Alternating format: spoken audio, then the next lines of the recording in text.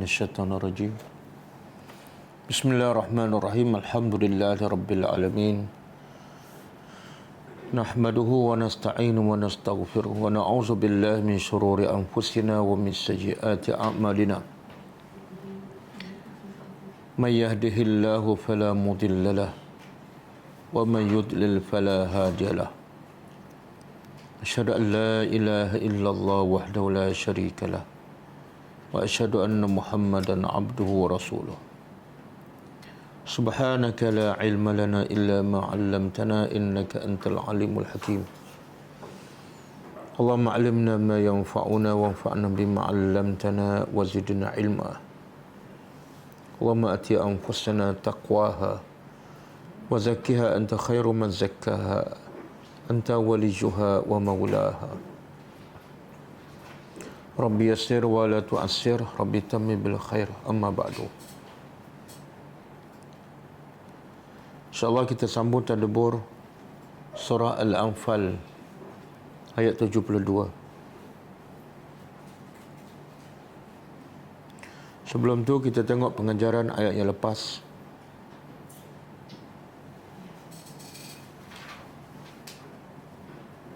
Ayat 70 dan 71.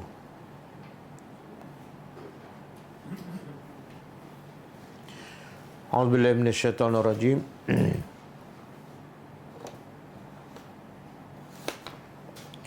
Ya ayuhan nabiy qul liman fi aydikum minal asra in ya'lamillahu fi qulubikum khayra yu'tikum khayran mimma ukhiza minkum wa yaghfir lakum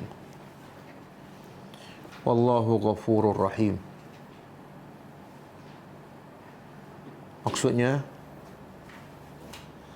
wahai Nabi, katalah kepada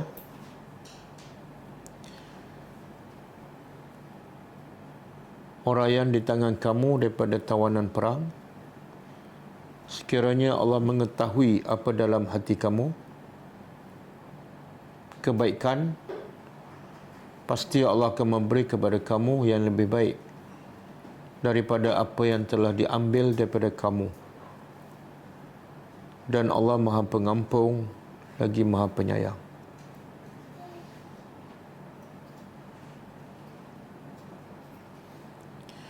Pengajarannya,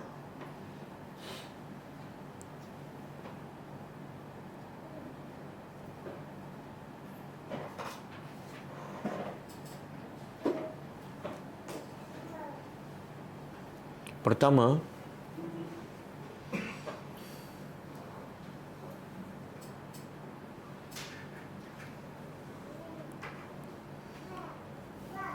Allah sentiasa melihat apa yang dalam hati manusia,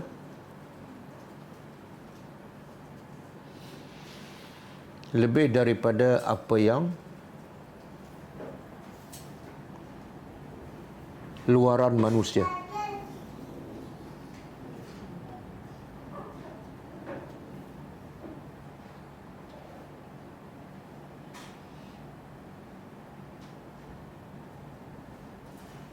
Sekiranya dalam hati manusia benar-benar ikhlas beriman kepada Allah,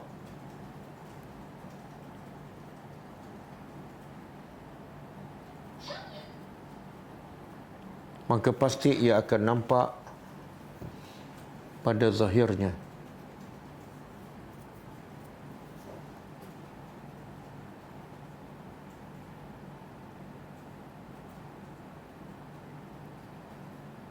Yang kedua,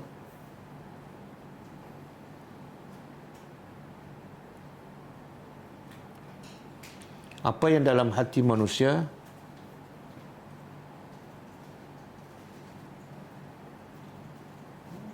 itu yang akan menentukan amalan manusia sama ada ikhlas dan diterima oleh Allah atau tidak.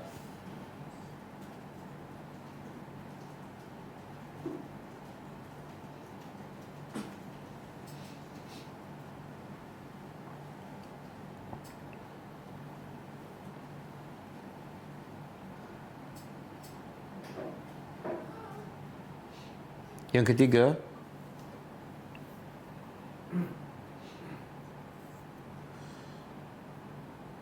Islam menggalakkan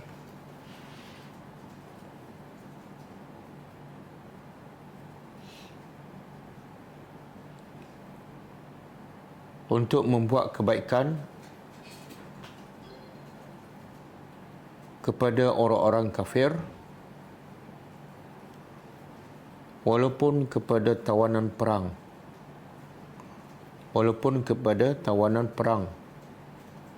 yang memerangi Islam.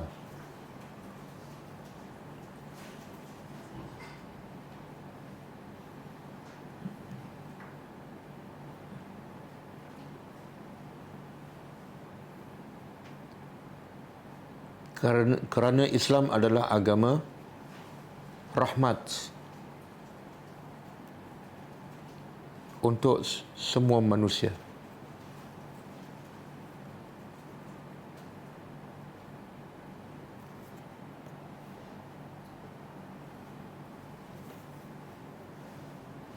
Yang keempat,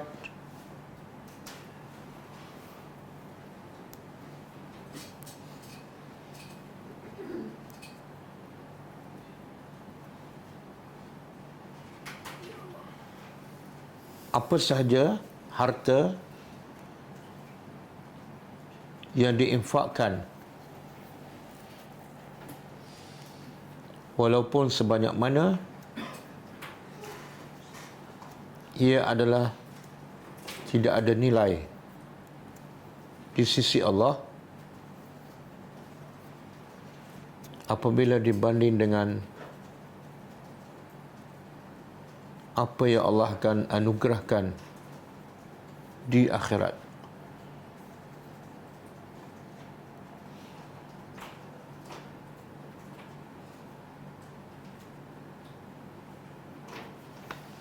Ayat seterusnya, ayat 71.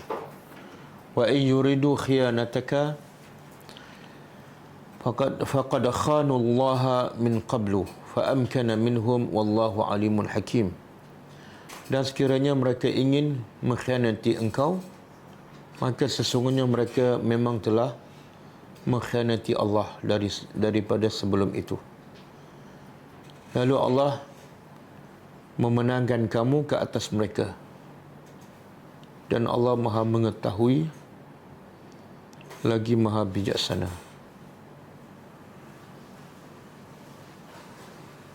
Pengajarannya,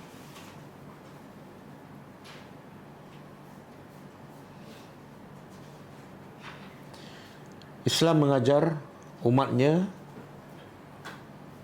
agar menghukum manusia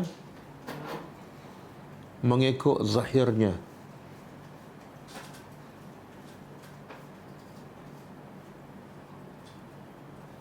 dan menyerahkan apa yang dalam hati manusia kepada Allah.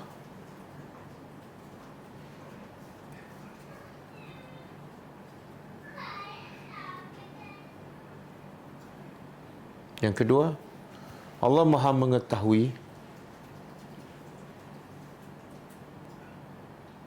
apa saja niat dalam hati musuh-musuh,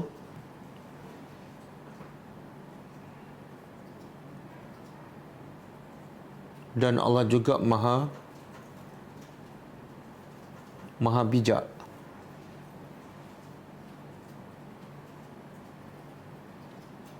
dalam menentukan hukumannya.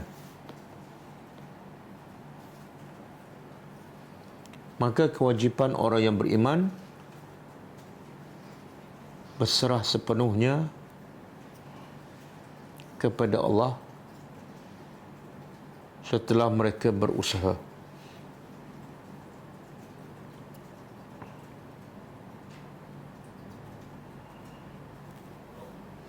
Okey, kita sambung tadabbur ayat seterusnya.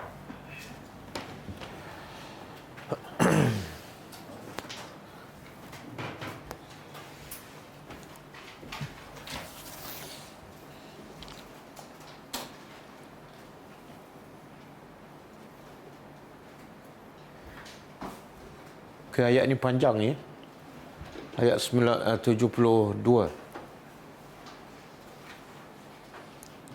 Ayat 72 kaitan dengan ayat sebelumnya ialah setelah Allah menceritakan tentang peperangan Badar, apa yang berlaku di pihak tentera Islam dan di pihak tentera musuh, dan berakhir dengan bagaimana kewajipan orang beriman melakukan kepada tawanan perang. Maka ayat malam ni Allah nak bagi tu kelebihan.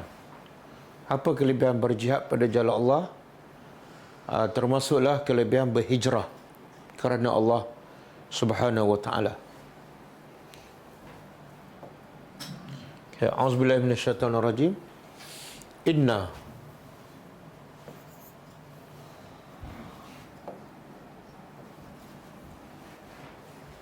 Inna sesungguhnya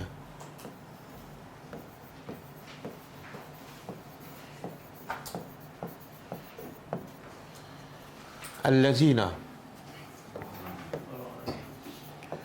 orang-orang yang amanu mereka telah beriman. Dan beriman ni bila sebut beriman bermakna beriman dengan semua rukun iman yang 6. Beriman dengan Allah, beriman dengan para malaikat, beriman dengan Al-Quran, beriman dengan para rasul, beriman dengan hari akhirat, dan beriman dengan qada dan qadar. Dan juga beriman ialah bermakna keyakinan dalam hati dan ikrar, pengakuan di lidah, dan wal a'mal bil jawarih, iaitu beramal dengan anggota badan. Itu makna iman, bukan sekadar mengaku beriman. Bukan sekadar mengaku beriman. Sebab tu Allah menafikan. Ada orang yang mengaku beriman dan Allah menafikan keimanan mereka. Siapa mereka itu? Orang munafik kan? Bila mereka berkata, wa minan nasi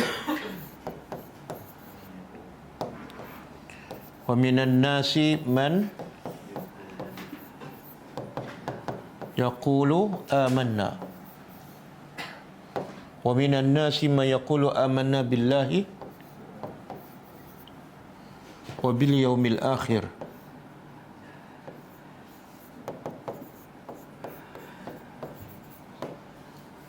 Kemudian Allah terus menafikan wa ma hum bimu'minin. Allah berkata wa minan nas, ada sebahagian daripada manusia man yaqul, orang yang mendakwa amanna, kami telah beriman dengan Allah dan dengan hari akhirat, dari segi lidah. Tapi Allah kata wa ma hum bimu'minin, sebenarnya mereka tidak beriman pun. Di sini bila mengaku beriman bukan yang sebagaimana orang munafik. Kenapa Allah menafikan orang munafik itu beriman? Apa kekurangan dia?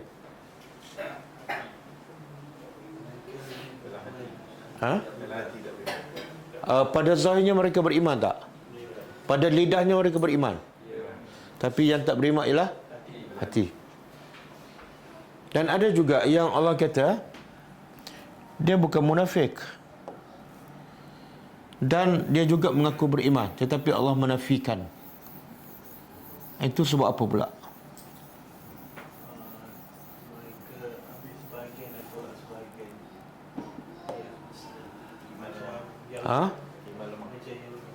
Iman lemah. Yang tadi surah apa tadi? Al-Baqarah. Yang ini dalam surah Al-Hujurat. Waqalatil a'rabu amanna qul lam tu'minu walakin qulu aslamna. Walamma yadkhulul iman fi qulubikum.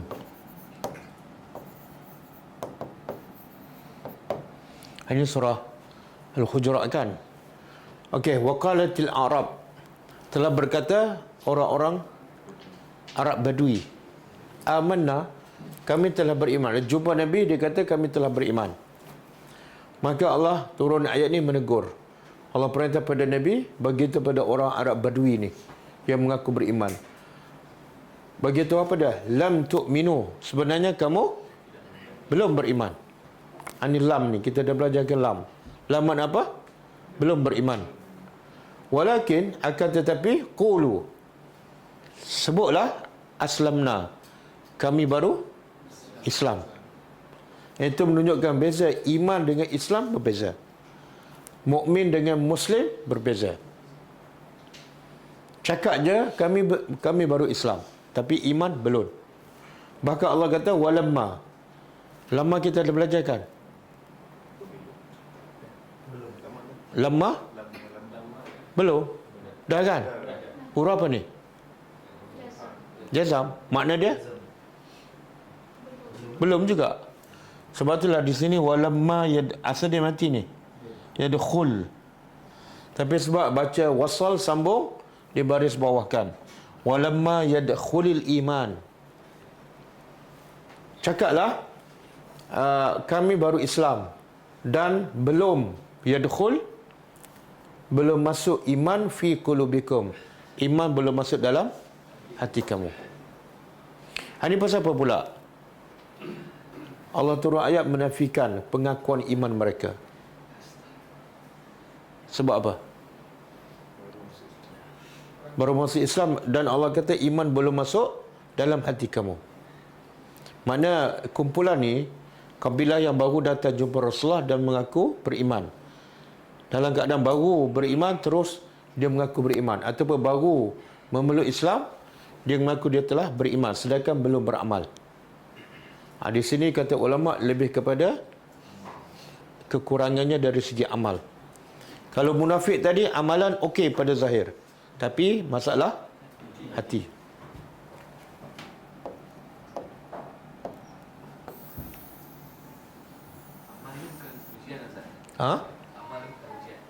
Amalan ujian.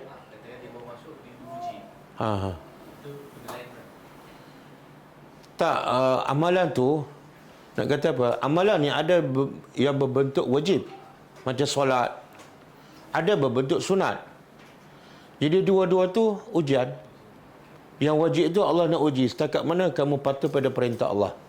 Yang sunat Allah nak uji setakat mana kamu cinta pada Allah. Okey. Jadi Allah kata sesungguhnya orang-orang yang mereka telah beriman wahajaru.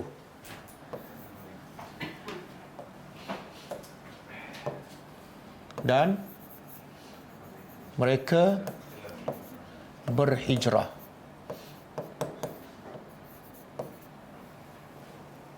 Apa makna hijrah?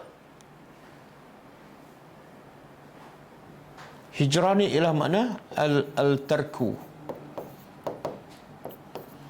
Al-hijrah ialah at-tarku.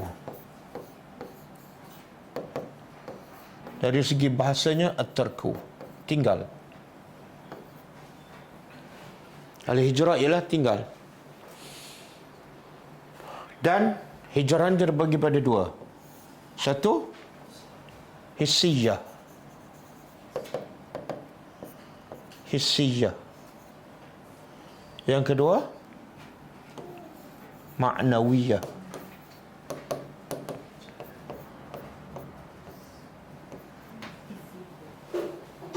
Hijrah pertama ialah hissiyah. Apa benda hissiyah? Yang berbentuk fizikal. Contoh, meninggalkan satu tempat dan pergi ke tempat yang lain. Jadi tinggal tempat tu dalam bentuk hissiyah.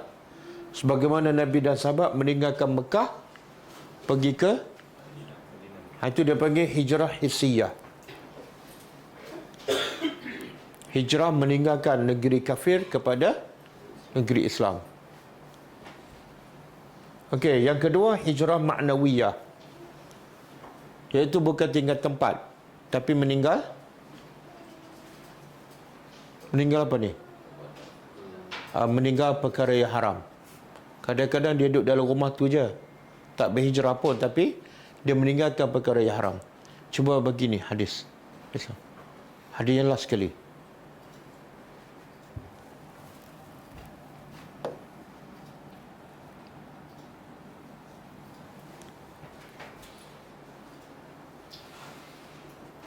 Okey. Qala Rasulullah sallallahu alaihi wasallam, al-muslim,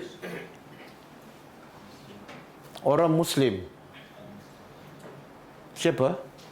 Kalau orang tanya kita siapa orang Islam, apa definisi orang Islam? Mungkin kita jawab apa dah? Orang yang mengucap 2 kalimah syahadat, orang yang solat kan? Tapi tengok Nabi bagi definisi orang Islam. Al-muslim, orang muslim yang sebenar ialah man salima, orang yang salimah, selamat. Bukan orang yang selamat ni, orang-orang Islam selamat. Faham tak? Orang Islam ialah orang-orang Islam yang lain selamat daripada min lisani, daripada lidahnya dan wayadihi, dan tangannya. Boleh faham? Mana kalau dia tu orang Islam, semua orang Islam lain selamat daripada mulut dan tangannya. Boleh faham? Maksud apa tu? Kenapa Nabi sebut 2 benda je? Satu mulut, satu tangan. Kaki tak ada. Biasa tak kita buat jahat dengan kaki? Oh, tak biasa. Tak biasa tendang kucing. Biasa kan? Tengah-tengah makan sedap, kucing datang melompat kan? Kadang-kadang dengan kaki. Jadi banyak anggota badan yang kita kadang-kadang buat jahat, tapi Nabi sebut 2 sahaja. Kenapa? 2 anggota ni, tangan dengan lidah yang paling banyak buat kesalahan, ataupun yang juga yang paling banyak buat kebaikan. Betul kan? Kalau tidak lidah, tangan. Kemudian dalam hadis ini Nabi dahulukan tangan ke lidah. Kenapa lidah? Itu tadabbur tu. Bila ikut susunan, kenapa lidah dulu, mesti ada sebab. Lidah lagi tajam daripada tangan. Memang tangan tak tajam pun. Yang paling cepat, paling mudah buat jahat, lidah. Betul tak? Tengok je, woi.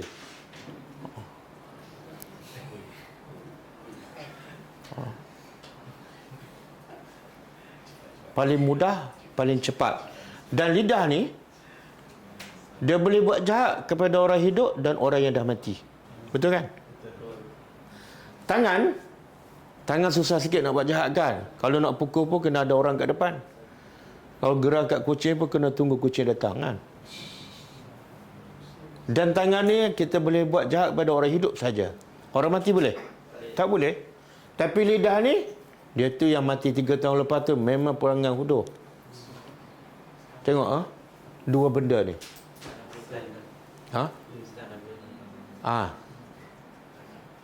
Gadget kan, gadget tangan lah. Tangan. Jadi di sini apa yang Nabi nak bagi tahu? Orang Islam ialah, kalau nak tahu orang Islam, tengok orang suka tak kat dia. Kalau mulut dia suka maki orang, tangan dia suka belasah orang, dia bukan Islam walaupun dia salat sampai hitam dahi. Faham tak? Dia pergi haji setiap bulan. Orang pergi sekali setahun, dia setiap bulan haji. Dia bukan Islam. Ayolah. Hebat sangat haji dia tu.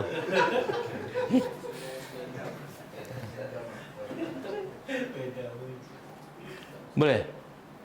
Seperti yang Nabi kata, ada wanita yang solat malam, suka sedekah, suka puasa sunat, tapi dia menyakiti jiran dengan apa tu? Salah satulah sama ada lidah ataupun tangan. Nabi kata dia ahli neraka. Sebab ibadat dia tak menghasilkan akhlak. Dan Nabi kata bila dia tanya apa sebab utama manusia masuk syurga? Sebab utama. Salat malam, bukan. Tadabbur Al-Quran, bukan. Pergi intikaf 10 akhir Ramadan di Mekah, bukan. Sedekah 1 juta setiap bulan, bukan. Apa dia? Tak, sebab utama manusia ramai masuk syurga. Takwa, husnul khuluq. Takwa dengan akhlak yang baik. Nabi tak kata salat malam sampai hitam dahi. Sama lah ni. Orang Islam ialah yang lidah dia sangat jaga. Dan tangan dia pun jaga. Kemudian Nabi bagi tahu siapa pula muhajir, orang yang berhijrah. Muhajirin orang yang berhijrah. Iaitu man hajara. Siapa yang apa makna hajara tadi? Tinggal. Siapa muhajir, orang yang berhijrah ialah orang yang meninggalkan manahallahu anhu, apa yang Allah larang. Allah kata jangan mengopak, dia tinggal, dia adalah berhijrah. Allah kata jangan tengok benda haram, dia pun tinggal, dia orang yang berhijrah. Allah kata jangan solat lambat, dia pun solat awal, dia adalah muhajir. Dulu solat kat rumah, sekarang dia solat di masjid, dia berhijrah.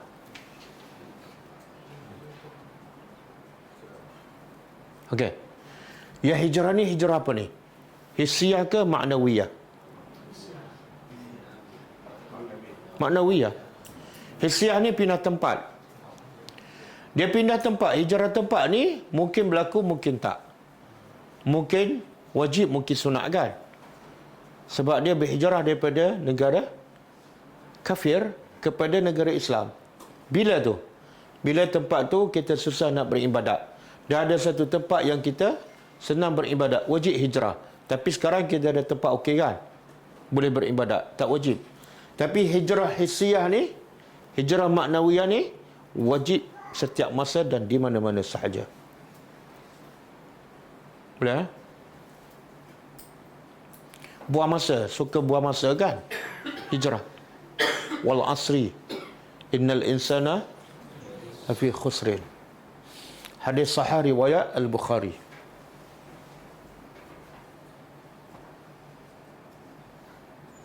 Boleh balik pada ayat.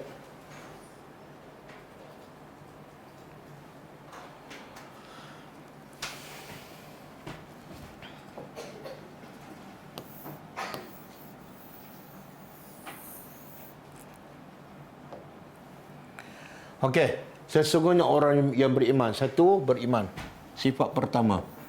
Yang kedua, berhijrah. Yang ketiga, wajahadu, dan mereka berjihad. Sifat ketiga yang Allah nak puji ni ialah mereka berjihad dengan apa ni? Bi amwalihim. Dengan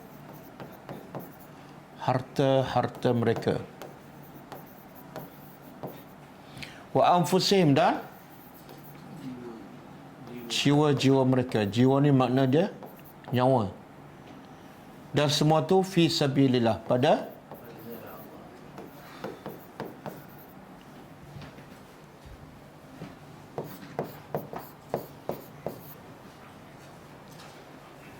okey. Jadi sifat ketiga yang Allah nak puji bukan setakat beriman, bukan setakat berhijrah, tapi dia berjihad dengan harta dan jiwa. Di sini antara harta dengan jiwa Allah dahulukan apa? Kenapa harta? Mana penting? Harta ke jiwa? Yang mana manusia lebih sayang? Nyawa ke harta? Ha? Nyawa ke harta? Tak tahu. Kalau ikut ayat ni macam bila dahulukan amwal, mana yang lebih utama ialah harta kan? Tapi sebenarnya manusia lebih sayang nyawa daripada harta, betul kan? Tapi realitinya Manusia sanggup merosakkan badan dia untuk cari. Betul kan? Ramai tak mati sebab cari harta? Maka ramai tak buat kerja yang berisiko yang boleh membawa mati kerana nak dapatkan harta? Ramai? Jadi sebenarnya nyawa lebih mahal, tapi kadang-kadang ada terbalik dah. Dia sanggup gadaikan nyawa demi untuk dapat duit. Maka Allah dahulukan duit. Dan juga Allah dahulukan duit ni sebab antara kita berjihad dengan harta dengan nyawa, yang mana lebih mudah? Harta lah kan, sebab kita lebih sayang nyawa. Nyawa kan. Maka Allah dahulukan yang lebih mudah. Kalau Allah dahulukan nyawa dulu, kita berasa, ni mati tak pergi tak kembali ni. Dan juga harta ni, Allah dahulukan harta sebab kalau nak berjihad, walaupun dia nak berjihad dengan nyawa, kalau tak ada harta, dia tak boleh pergi. Betul? Nak beli kuda, nak beli unta, nak beli kelengkapan, semua dengan harta. Maka Allah sebut dahulu harta. Okey, sifat yang keempat. Tak, sebenarnya dalam ayat ni, ayat 72, Allah nak bagi tahu 3 kategori manusia. Ada peringkat-peringkat dia. Kategori yang pertama yang terbaik ialah sampai kat sini. Siapa ni yang ada 3 sifat? Beriman, berhijrah, berjihad. Siapa mereka ni? Muhajirin. Ini yang terbaik, al-muhajirin.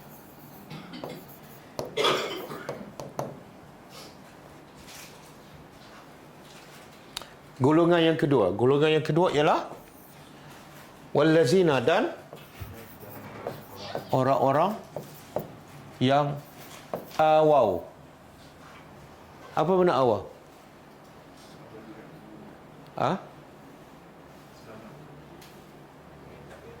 Dia terjemah apa tu? Dalam surah Al-Kahfi Allah kata apa pada pemuda Kahfi? Fa'wu ilal kahfi, pergilah kamu berlindung ke gua. Jadi golongan kedua ialah sifat pertamanya mereka yang memberi perlindungan ataupun tempat tinggal. Satu. Yang kedua, sifat kedua, golongan kedua ni ialah wa nasaru, dan mereka menolong. Tengok Al-Quran, dia tak sebut menolong siapa. Awau, memberi perlindungan pada siapa, Allah tak sebut. Menolong pun Allah tak sebut kepada siapa. Tapi kita boleh faham. Siapa ni golongan kedua?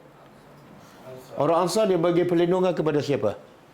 Golongan pertama ni, orang yang muhajirin, Nabi dan para sahabat. Dan mereka menolong siapa? Golongan atas, golongan muhajirin. Jadi golongan kedua ialah Al-Ansar.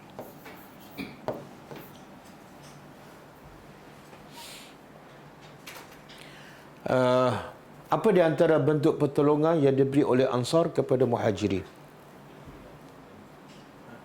Allah sebut pertolongan umum, tapi Allah tak sebut apa dia. Dan bila Allah sebut pertolongan tu satu benda yang luar biasa. Cuma dalam ayat ini tak sebut. Dalam sirah banyak. Apa dia antaranya? Nabi bila sahabat berhijrah ke Madinah, Nabi mempersaudarakan antara orang muhajirin dengan orang Ansar. Antaranya ialah Abdurrahman bin Auf. Nabi persaudarakan dengan Sa'du bin Ar-Rabi'. Dia hukum dia bila bersaudara, ini sebelum datang ayat tentang hukum harta pusaka. Bila Nabi persaudarakan, orang Ansar boleh mewarisi harta orang Muhajirin dan orang Muhajirin boleh mewarisi harta orang Ansar. Sebelum hukum harta pusaka turun. Maka bila Nabi persaudarakan, Sa'ad bin Ar-Rabi' jumpa Abdurrahman bin Auf. Dia kata, aku ada sekian kebun, kamu pilihlah kebun mana yang kamu nak. Dan aku ada isteri, kamu pilih yang mana yang cantik, yang muda, aku akan ceraikan. Bila habis iddah, kamu kahwin. Ni, menolong. Bukan nolong bagi RM10, RM20 ni. Maka, kalau kita duduk tempat Abdurrahman bin Auf, kita kata apa?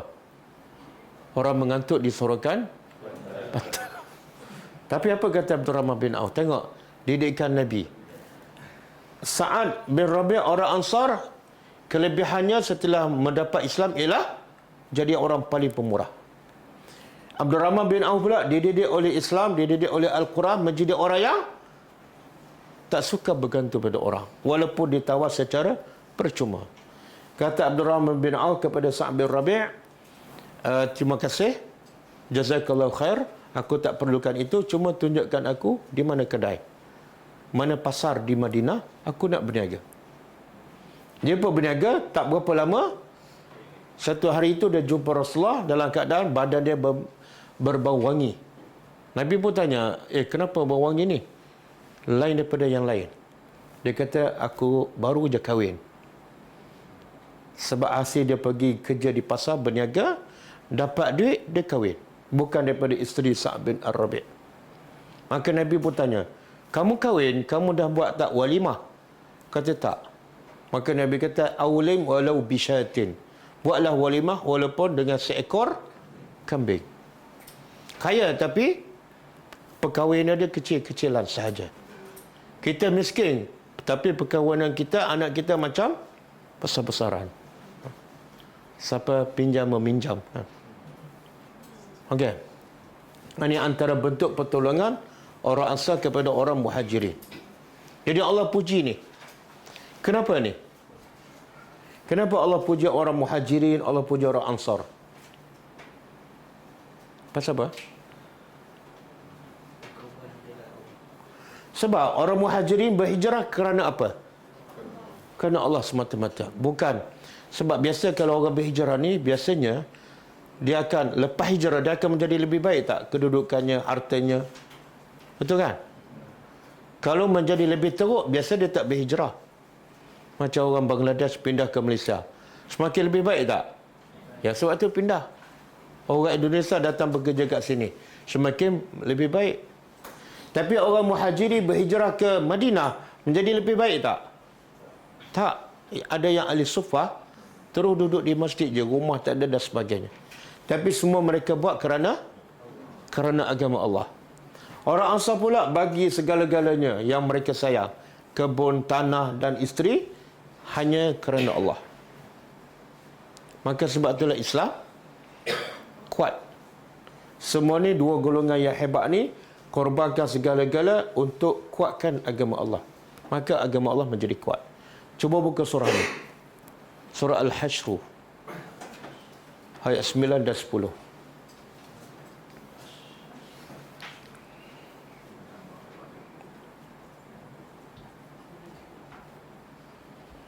Kita kena hayati siapa yang Allah puji dalam Al-Quran dan siapa yang Allah cela, supaya kita tidak termasuk dalam golongan yang dicela, dan supaya kita berusaha termasuk dalam golongan yang dipuji oleh Allah Subhanahu wa taala. Okey. Golongan pertama Allah puji lil fuqara, bagi orang fakir. Fuqara ni jamaah. Kalau satu fakir, kalau ramai fuqara. Bagi orang-orang fakir Muhajirin yang berhijrah. Jadi orang fakir tapi Allah puji. Sebab apa Allah puji? Sebab dia berhijrah. Dan dia berhijrah pula allazina ukhriju, yang bukan saja-saja nak pindah ni, tapi mereka diusir min diarihim, dari rumah-rumah mereka, wa amwalihim, dan bukan senang ni Allah sebut. Nak tinggal harta, nak tinggal kampung halaman, nak tinggal sanak saudara. Ada yang berhijrah terpaksa tinggal isteri, ada yang berhijrah terpaksa tinggal suami dan anak. Jadi satu jihad yang sangat besar, dan semata-mata tujuan ya bertaruna fadlan minallah, hanya semata-mata nak cari Fadlan. Fadlan min Allah. Kita biasa bacakan fadlan min Allah wa ni'mah. Kan? Ramadan kan? Lepas tu lepas Ramadan tak datang masjid pun. Tengok anugerah daripada Allah. Tapi bayarannya apa? Nak fadlan min Allah, bayarannya apa dia? Tinggal semua harta, tinggal semua. Dan ada yang asalnya memang muhajir ni memang fakir. Ada yang asalnya kaya, tapi sebab dia terpaksa tinggal harta, jadilah fakir. Bukan masalah bagi mereka. Yang masalahnya apa dia? Yang masalah apa dia? Ada harta, ada rumah, ada keluarga, tapi engkau perintah Allah. Nanti saya akan tunjuk ayat.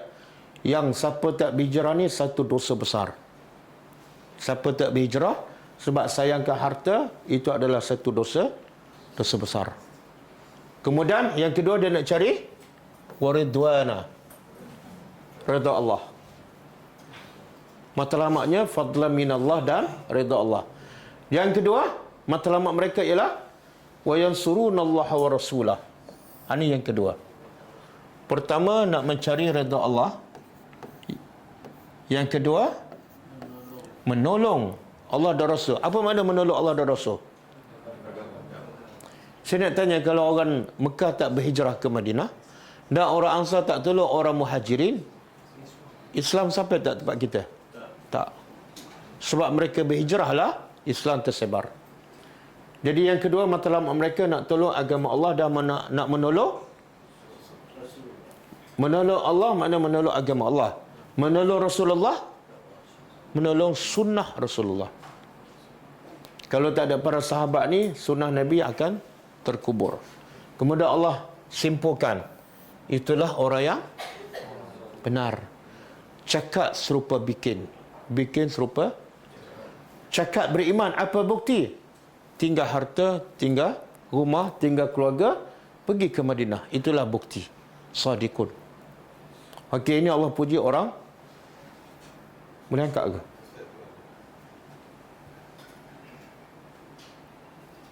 Allah puji orang Muhajirin. Yang kedua, Allah puji pula orang Ansar. Wallazina, dan orang-orang yang tabawwa'u,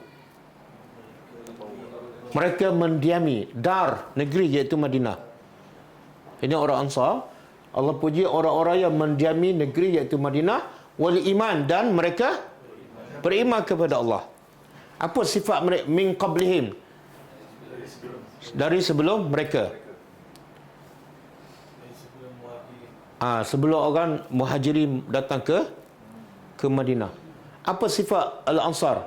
Yuhibbuna, ini sifat pertama. Yuhibbuna, mereka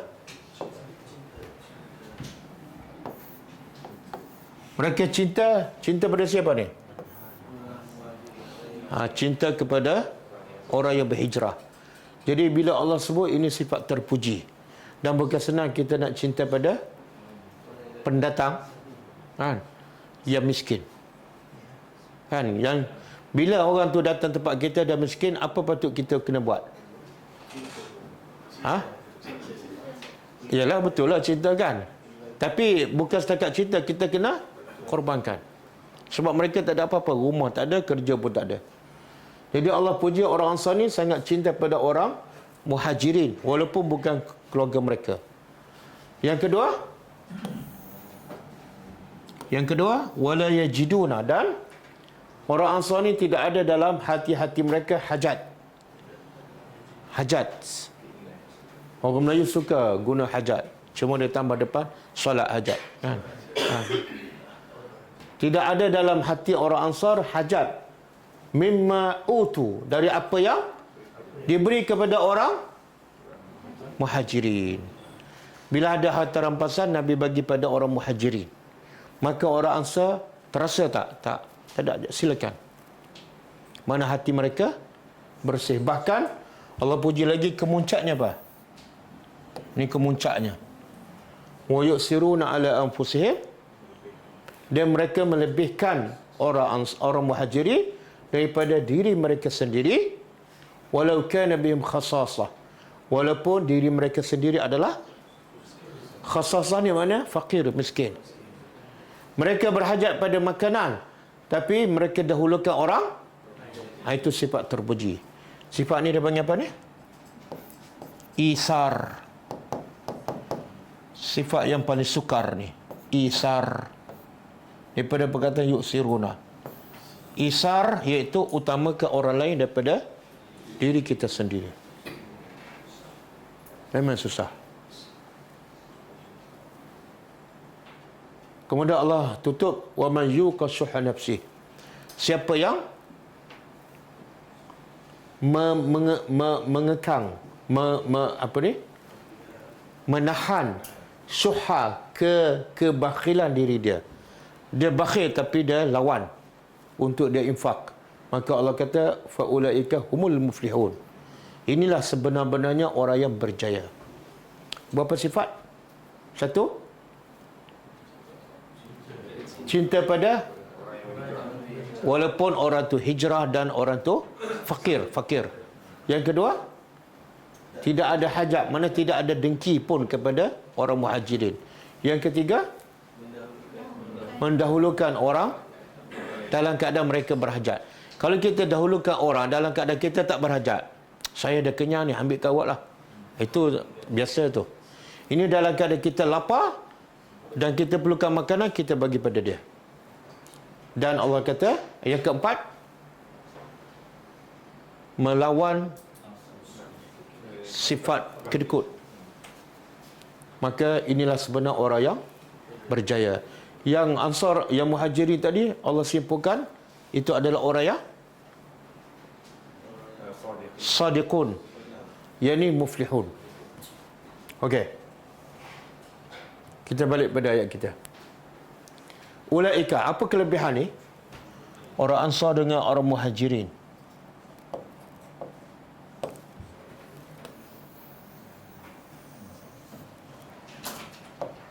Ulaika,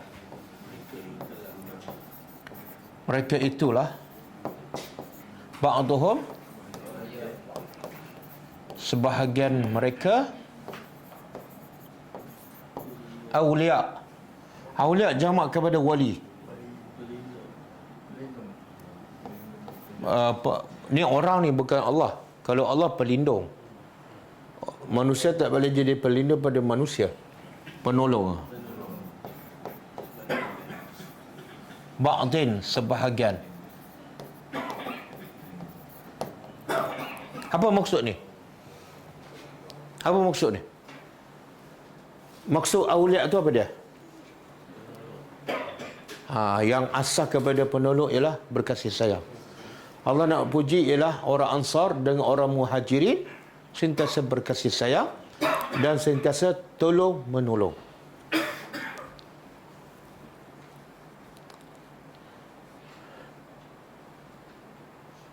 Sebab tu Allah sebut dalam surah At-Taubah ayat 71. Saya tulis je, tak payah. Ada.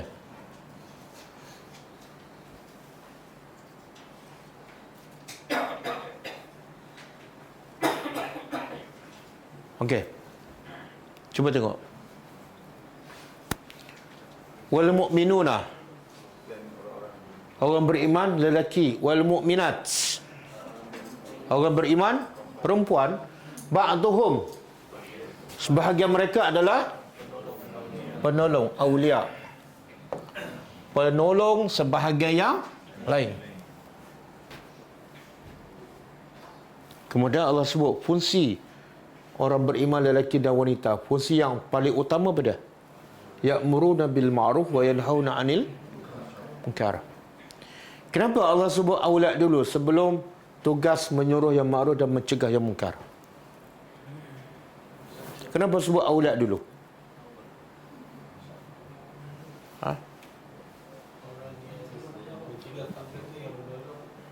Tak boleh tak kita buat kerja menyuruh orang yang ma'ruf dan mencegah yang munkar kalau kita tidak ada kasih sayang dan tolong menolong? Boleh tak? Tak boleh. Ini kerja dakwah ni kerja besar dan berat. mesti dibuat secara berjemaah. Dan kalau jemaah pun asyik bergaduh, boleh tak? Jom kita sama-sama buat kerja dakwah. Tak boleh. Sebab sebelum berdakwah dah bergaduh dah. Kan? Dan ayat ni juga menjawab persoalan. Wanita wajib tak berdakwah? Apa dalil? Ayat ni lah. Ni. Allah sebut secara khusus mukminat. Tugas dia apa? Ha? Ya. Ha? Aisyah pernah tak mengajar sahabat lelaki? Pernah? Tak mestinya. Kalau lelaki dah tak ada nak pergi mengajar asnaf, perempuan pergilah mengajar. Sebab lelaki dah jadi perempuan. Ha? Dia apa ni? Doktor boleh tak sentuh pesakit perempuan? Tak, hukumnya asalnya haram. Tapi bila perlu boleh tak? Kenapa boleh? Sebab darurah. Kalau ramai orang jahil dan tak ada ustaz lelaki mengajar, darurah tak untuk perempuan mengajar dalam keadaan tidak menimbulkan fitnah. Sebab kalau rawatan pesakit untuk selamatkan fizikal pun boleh sebab darurah. Ini nak bagi ilmu, nak selamatkan manusia daripada neraka. Ayalah darurah lah, sebut darurah. Jangan sengaja-sengaja pula. Mana rumah abang-abang ini saya nak mengajar. Mengajar pula orang yang tua lah kan. Yang muda-muda jangan.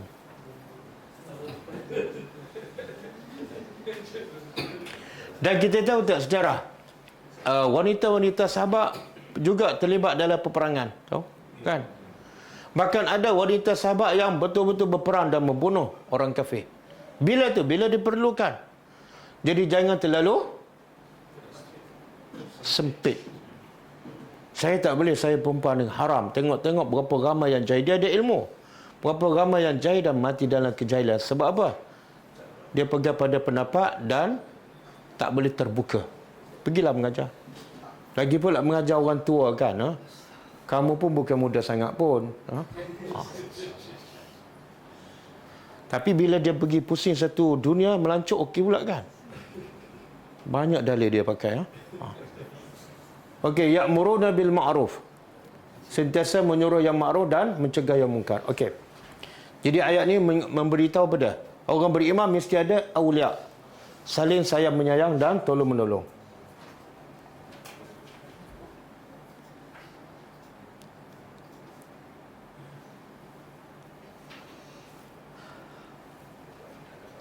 Wallazina, dan orang-orang amanu, mereka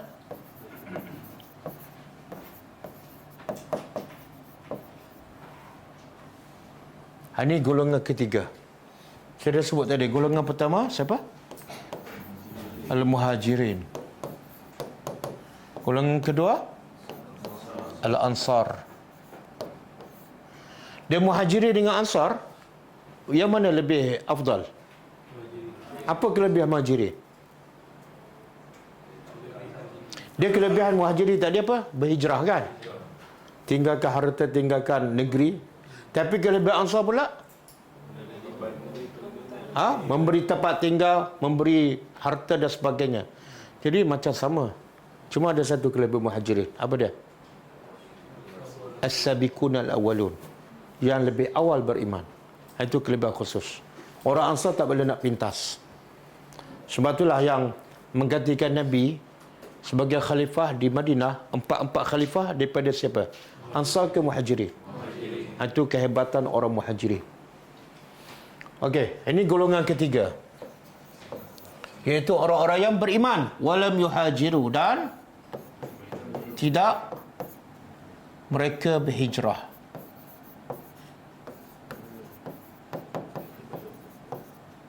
Mereka tidak berhijrah.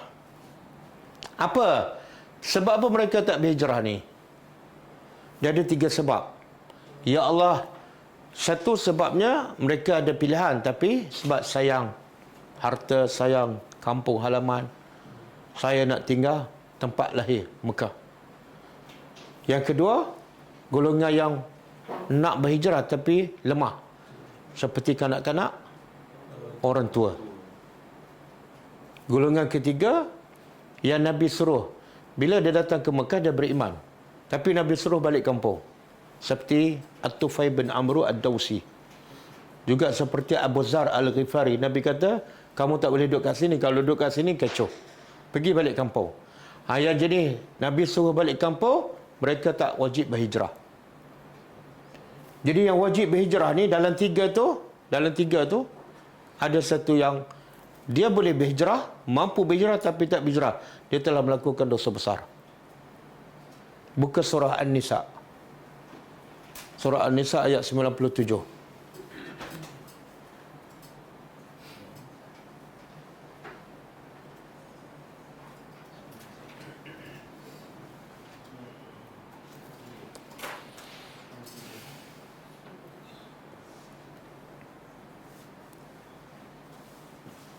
Okey. Jumpa kita tadabbur. Innal lazina, sesungguhnya orang-orang yang tawaffahumul malaikah, yang malaikat telah wafatkan. Jadi yang mematikan manusia siapa? Allah. Cuma Allah sebut malaikat ni sebagai orang yang buat kerja tu, tapi berdasarkan perintah daripada Allah. Dan tawaffa ni juga, kalau kita belajar bahasa Arab, tawaffa ni mana? Melengkapkan. Tuwaffawna, menyempurnakan. Wafat tu juga bermakna menyempurnakan. Apa maksud dia? Iaitu bila malaikat mewafatkan kita, rezeki kita, ajal kita telah lengkap. Kan Nabi kata, kamu tak akan mati sehingga kamu habiskan rezeki. Itu makna wafat. Jadi jangan risau pasal rezeki. Risaulah yang selepas mati. Orang-orang yang malaikat telah wafatkan mereka, orang ni siapa ni? Zalimina anfusihim, yang zalim pada diri mereka sendiri. Apa kezaliman ni? Allah kata puak-puak ni memang jenis zalim pada diri sendiri. Maka malaikat berkata, malaikat berkata pada ni orang yang duduk kat Mekah tapi tak nak berhijrah, walaupun ada pilihan untuk berhijrah. Mereka berkata, fima kuntum. Dua patah aja. Fima kuntum. Dua patah aja. Apa makna dia? Kalau terjemah harfiah, pada apa kuntum? Adalah kamu. Apa maksud dia? Ayat ni sebenarnya ada soalan. Dan soalan ni dalam bentuk taubih. Allah nak mencela. Nak mencela siapa ni? Yang mati kat Mekah dalam keadaan tak nak berhijrah. Fi man kuntum ni apa maksud? Kenapa kamu tak nak berhijrah? Apa hal ni? Apa sebab kamu ni? Mana ayat ni satu celaan kepada orang yang tak nak berhijrah, bukan tak mampu, tak nak. Maka qalu, mereka menjawab, kunna, kami dulu adalah mustad'afin. Kami tak berhijrah sebab ini sebenarnya mereka berbohong. Sebenarnya mereka bukan lemah. Yang golongan lemah lepas ayat ni, wanita, budak-budak. Kami sebenarnya lemah, kami tak mampu nak berhijrah. Fil ardi, di atas muka bumi. Maka qalu, siapa berkata ni? Malaikat ni. Alam takun ardullah, bukankah bumi Allah itu luas? Fatuhajiru, maka berhijrahlah pada bumi Allah. Apa maksud dia? Kenapa Allah wajibkan hijrah? Dan bila tak berhijrah, Allah bagi ancaman ni. Faulaika, mereka itulah ma'wahum, tempat mereka ialah siapa ni? Yang Allah kata tempatnya dalam neraka. Siapa ni? Orang Islam yang tak berhijrah. Sebab tu ulama kata mereka yang tak berhijrah ketika ini telah buat satu dosa besar. Sehingga Allah ancam tempat mereka ialah mereka Jahannam. Wasa'at masira, dan itulah seburuk-buruk. Sekarang kita nak faham kenapa jadi dosa besar ni. Dia bukan ambil rasuah pun, bukan bunuh orang pun, bukan ambil hak rakyat pun. Apa dah? Ialah perintah Allah pun hijrah je, bukan solat pun.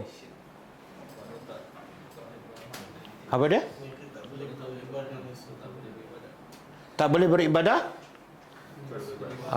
Itu sebab utama.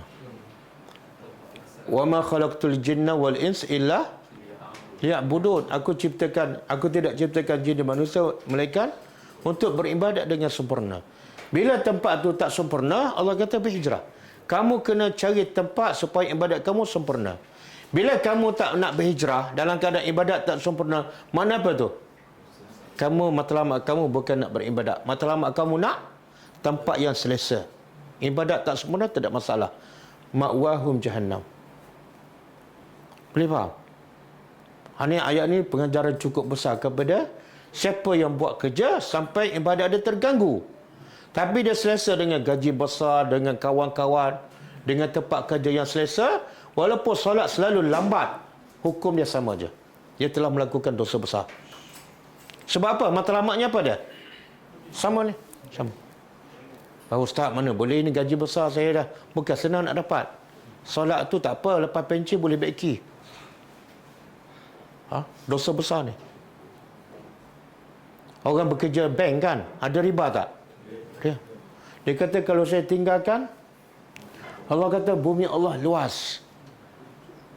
Kalau keluar bank ada kerja apa? Bulan dakwah boleh bagi kerja. Betul. Nampak tak orang berfikir ni? Cara berfikir nak keselesaan hidup sama dengan orang Mekah ni. Ya Allah cela. Ayat ni Allah nak mencela ni. Sebab apa? Mementingkan keselesaan daripada ibadat yang sempurna. Satu dosa besar. Jadi apa beza kamu dengan haiwan? Betul tak? Haiwan nak apa? Nak makan sedap. Lepas tu tidur, lepas tu kahwin.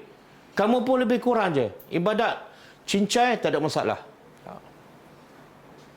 Ustaz, kalau orang kerja tempat yang sediakan harap, dia tak sewarat dia kerja account ke apa semua ni.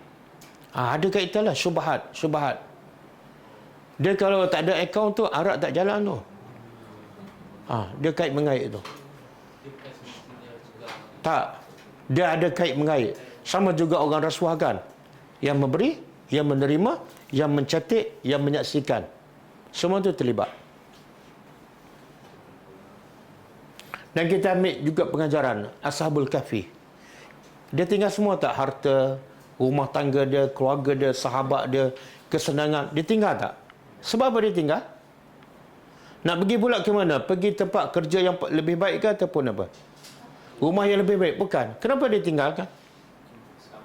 Nak selamatkan akidah. Nak selamatkan ibadat. Pergi. Allah puji. Dan rezeki murah tak? Murah. Bila dia tak nak jaga kepentingan diri dan harta pangkat, walaupun bercampur dengan haram, dia tak yakin pada Allah. Yang bagi rezeki siapa? Yang perintah supaya hijrah siapa? Macam mana kamu tak yakin pada pemberi rezeki? Kalau Allah suruh perintah dan Allah juga pemberi rezeki, pergi je lah. Apa masalahnya? Betul? Kita tengok ayat seterusnya. Ayat 98. Kena keluar.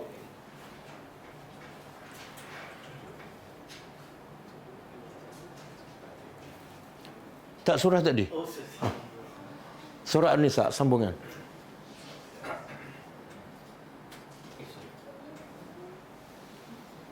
Okey. Ini yang terkecuali. Apa dah? Illal mustad'afina. Kecuali yang duduk kat Mekah tak berhijrah sebab apa? Betul-betul mustad'afin. Siapa ni? Rijal, orang tua. Ini dimaafkan. Wan nisa, wanita. Wal wildan. Ini tak berdosa. Sebab betul-betul tak mampu. La yastati'una hilah. Mereka tak ada hilah. Tak ada kudrat. Tak ada jalan nak berhijrah. Ada yang ditahan. Nak keluar tapi ditahan oleh orang Quraisy. Wala yahtaduna sabila. Dan mereka tak jumpa jalan keluar untuk berhijrah. Ini dimaafkan. Okey. Boleh.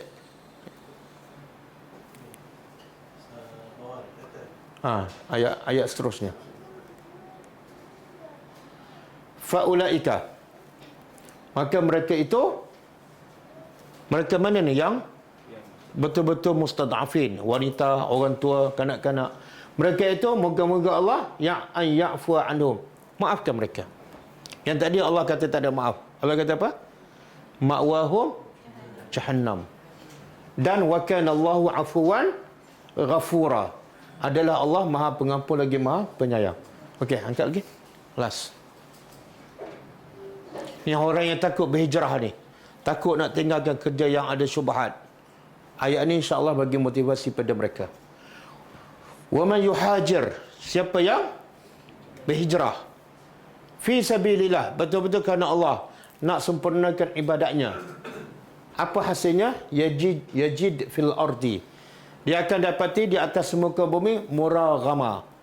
Apa makna muraghama? Dia terjemah apa tu? Dan sebenarnya muraghama ni apa saja yang bawa kebaikan padanya dan menyebabkan musuh semakin takut. Betul tak sahabat, bila berhijrah ke Madinah, musuh semakin takut? Itu termasuk muraghama juga. Jadi muraghama, kalau dia berhijrah pada jalan Allah, dia akan dapati di atas muka bumi tempat pekerjaan yang banyak, tempat perlindungan yang lebih selesa, dan lebih lagi ialah menggerunkan musuh. Wasa'atan, dan rezeki yang luas. Betul tak keadaan Nabi dan sahabat semasa di Mekah dengan Madinah berbeza? Dari segi keluasan, dari segi rezeki, kan? Islam semakin melebar dan harta rampasan semakin banyak. Macam Abdurrahman bin Auf, kan? Antara yang paling kaya di Madinah, Abdurrahman bin Auf. Asalnya fakir. Semua waman yakhruj, siapa yang berhijrah dari rumahnya, keluar daripada rumahnya sebagai muhajir, nak berhijrah kepada jalan Allah. Kalau dia nak tinggal ke kerja, dia pergi tempat yang kerja yang lebih baik. Dan Rasulnya, summa yudrikul maut, kemudian kematian datang di tengah jalan tu, maka dapat tak pahala? Faqad waqa'a ajru, maka telah dapat pahala hijrah. Pahala hijrah ke atas Allah dijamin. Sama dengan orang mati syahid fi sabilillah. Wa kana Allahu ghafurur rahimah. Dan Allah Maha Pengampun lagi Maha Penyayang. Jadi hidup ni kena berhijrah. Bila berhijrah, banyak kebaikan kita dapat. Apatah lagi kita hijrah kerana supaya ibadat kita, iman kita semakin lebih baik. Okey. Kena keluar ke? Kita balik pada ayat kita. Lama lagi kena habis. Malakum. Akhirnya ni golongan ketiga ni. Golongan ketiga, al-mu'minun lam yuhajiru. Orang beriman tapi tak berhijrah. Apa hukumnya? Malakum. Tidak ada bagi kamu min walayatihim, dari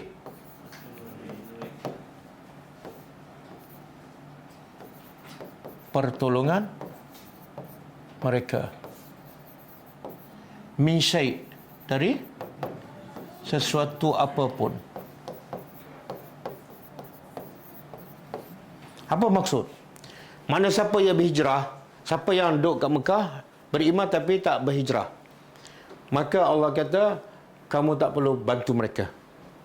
Tak perlu bantu, kan? Maksud apa dia? Ada pendapat pertama, yang duduk Mekah tak nak hijrah ni, dia tak akan dapat harta pusaka daripada orang yang dah berhijrah. Yang kedua, pendapat kedua mengatakan mereka tak akan dapat apa saja pembahagian daripada harta rampasan.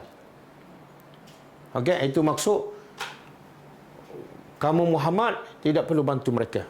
Tetapi, ada tetapi. Hatta, sehinggalah, sampai bila ni?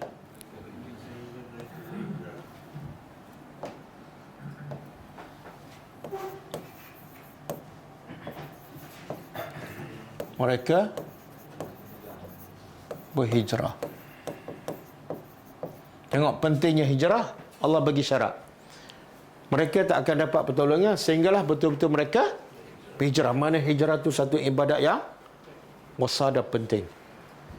Wa in istansarukum, dan sekiranya istansarukum, mereka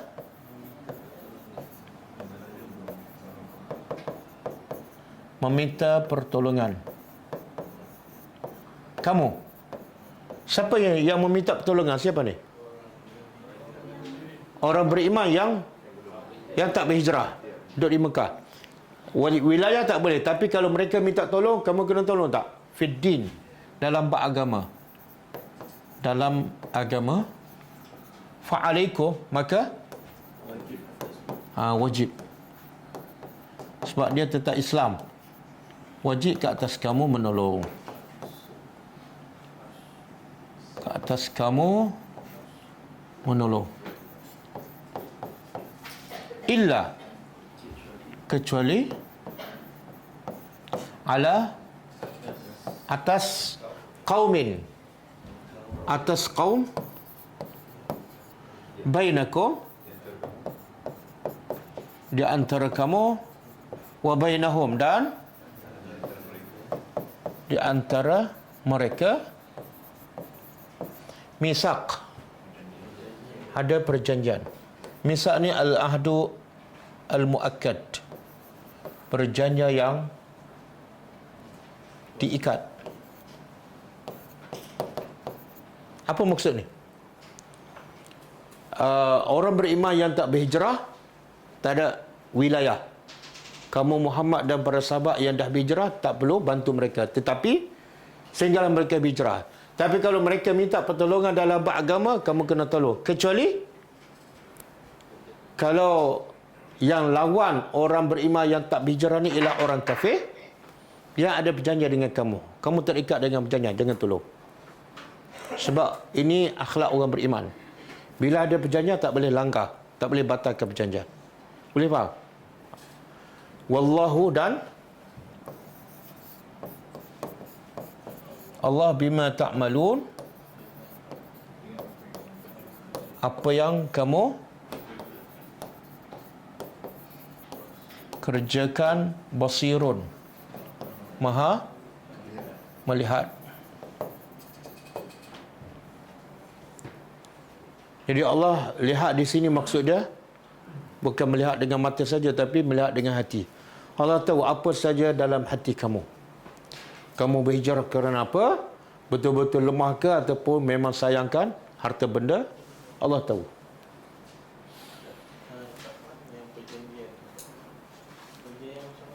Macam ni. Yang berhijrah duduk Madinah kan? Katalah yang berhijrah ni Nabi dan sahabat di Madinah. B ni orang beriman di Mekah yang tak berhijrah. Bila sebab dia tak berhijrah, Allah kata, wahai Muhammad dan orang yang berhijrah, kamu tidak boleh tolong dia, tidak ada wilayah. Tetapi kalau orang yang di Mekah tak berhijrah minta tolong, kamu kena tolong. Tapi kalau katalah dia minta tolong sebab dia bergaduh dengan C. C ni orang kafir. Dan orang kafir ni ada perjanjian dengan kamu. Kamu tak boleh tolong B. Sebab kamu terikat dengan ini akhlak. Okey. Macam Hudaybiyah. Habiskan. Jadi ini ayat yang paling panjang. Lepas ni ada 3 ayat aja. 3 ke 2? 3. 73, 74, 75. InsyaAllah kita akan habiskan malam besok. Dan kita akan khatam surah Al-Anfal. Jadi datanglah ramai-ramai. Dan bawalah pulut kuning ke, musangking ke, apa-apa je. Ada ke sunnah? Dia ceritakan Ibn Umar bila dia khatam tadabbur, bukan khatam baca ni, surah Al-Baqarah, ada kata 8 tahun. Lepas tu dia sembelih unta, dia buat makan. Sebab apa? Seronok faham Al-Quran. Berbeza tu, seronok tak faham dengan seronok faham. Jadi boleh nak sponsor pun tak datang tak apa, hantar makanan.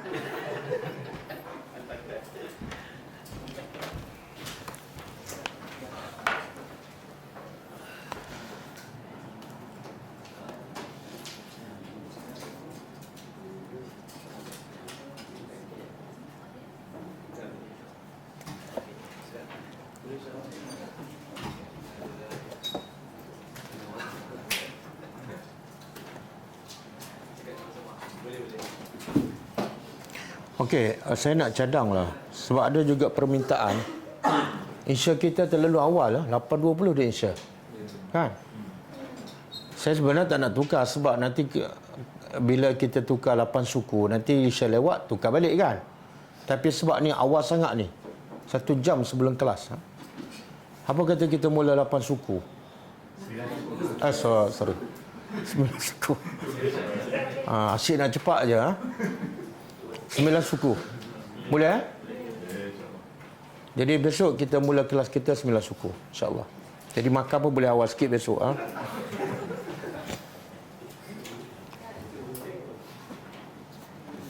Okey, kita baca hadis ni.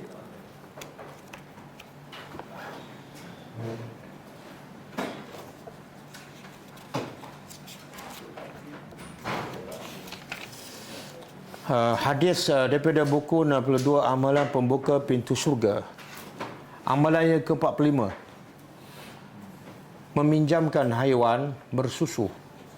Amalan ni nampak macam mudah aja tapi tak senang untuk dilakukan. Daripada Abdullah bin Amr, muka surat 107. Siapa yang ada buku? Muka surat 107. Daripada Abdullah bin Amr radhiyallahu anhu, ia berkata bahawasanya Rasulullah SAW bersabda, arba'una khaslatan a'lahunna manihatul anzi ma min 'amilin ya'malu bi khaslatin minha raja'a sawabiha wa tasdiqa maw'udiha illa adkhalahu Allahu biha al-jannah. Hadis sahih riwayat Ibnu Majah. Maksudnya Nabi kata ada 40 sifat kebaikan. Yang paling tinggi adalah memberikan kambing betina, iaitu kambing yang menghasilkan susu. Bagi apa? Nak bagi pinjam. Kita ada kambing 10 ekor, kita nak bantu orang miskin. Kita bagi kambing tu yang ada susu, bagi dia seminggu, dia perah susu habis-habis. Bila habis susu, dia pulangkan kambing. Maka Nabi kata kalau dia buat amalan tu, dijamin Allah akan masukkannya ke surga. Nampak mudah kan? Tapi orang bela kambing ni antara sumber dia ialah susu. Masa susu itulah yang paling dia sayang. Dan masa dia sayang tu dia lawan, dia bagi kat orang. Itu nilai dia tu. Okey, dalam hadis ni Nabi kata 40. Tapi Nabi sebut satu je. Apa sebab? Kata penulis buku ni, Nabi tak sebut semua. Sebab kalau Nabi sebut semua, agak-agak apa jadi? Ada 40 dan Nabi sebut semua 40. Apa jadi? Oh, banyaknya akhirnya dia tinggal semua. Kan? Ataupun dia ambil sebahagian, yang lain dia abaikan. Sebab terlalu banyak. Jadi Nabi sebut banyak tapi Nabi tak sebut semua supaya apa? Tak membebankan kita. Jadi dalam hadis ni daripada 40 Nabi sebut satu je. Apa dia? Bagi pinjam. Tapi kita boleh kias, Kalau kita bagi kereta, orang guna untuk dia cari kerja kan? Sama. Dengan kereta kita bagi pinjam, dia dapat kerja yang gaji dia cukup untuk keluarga dia. Itu lagi besar pahala tu. Sebab susu biasa tak bertahan lama. Tapi kalau dia guna kereta kita untuk cari kerja dan dapat kerja, hasilnya lama, pahalanya lagi besar. Dan ada penulis buku ni termasuklah yang 40 ni jawab salam. Doa kepada orang bersin. Orang bersin, alhamdulillah, kita kata apa? Dan orang yang bersin jawab lagi. Yahdikumullah wa yuslihu balakum. Balakum. Bukan balakong. Balakong tu kat ceras.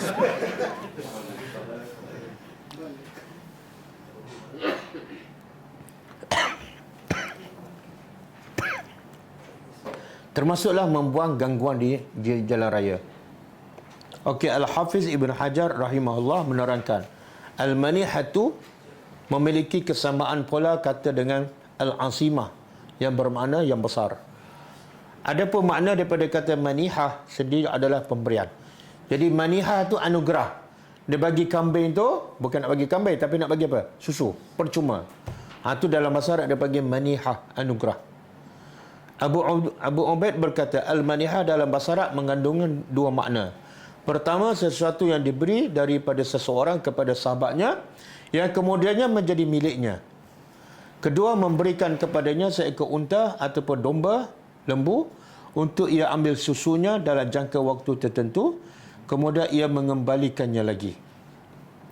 Adapun yang dimaksudkan dalam hadis ini adalah meminjamkan haiwan yang dapat menghasilkan susu untuk diambil susunya. Kemudian haiwan itu dikembalikan lagi kepada pemiliknya. Al-Hafiz Ibn Hajar juga berkata secara ringkas, Ibn Battal mengatakan tidak ada indikasi daripada perkataan Hasan di atas yang menghalangi adanya 40 sifat tersebut. Nabi SAW sendiri telah menganjurkan untuk melakukan berbagai macam kebaikan melalui pintu-pintu yang tidak terhingga banyaknya jumlahnya. Sudah dimaklumi bahawa Nabi SAW telah mengetahui ke-40. Nabi tahu. Nabi sebut 40, Nabi tahulah. Cuma Nabi tak beritahu semua kepada kita. Tapi beliau tidak menyebutnya dengan alasan kerana hal tersebut lebih bermanfaat untuk kita bandingkan dengan jika beliau menyebutkannya, iaitu dikhawatirkan apabila penyebutan sifat-sifat itu secara detail dapat membuat pintu-pintu kebajikan yang lain terabai. Kan? Boleh faham? Kita pun tak nak tahu semua kan. Tak nak tahu 40 tu. Sebab yang satu ni pun boleh tentu dapat buat. Okey, insyaAllah kita jumpa lagi pada malam besok. Besok ada kelas kelas hadis. Ada 40. Pukul 10.30 disampaikan oleh Ustaz Usama. Kita tutup dengan membaca tasbih kafarah. Subhanakallahumma wa bihamdika asyhadu an la ilaha illa anta astaghfiruka wa atubu ilaik. Assalamualaikum warahmatullahi wabarakatuh. كتاب الله ترق جنانه وتنل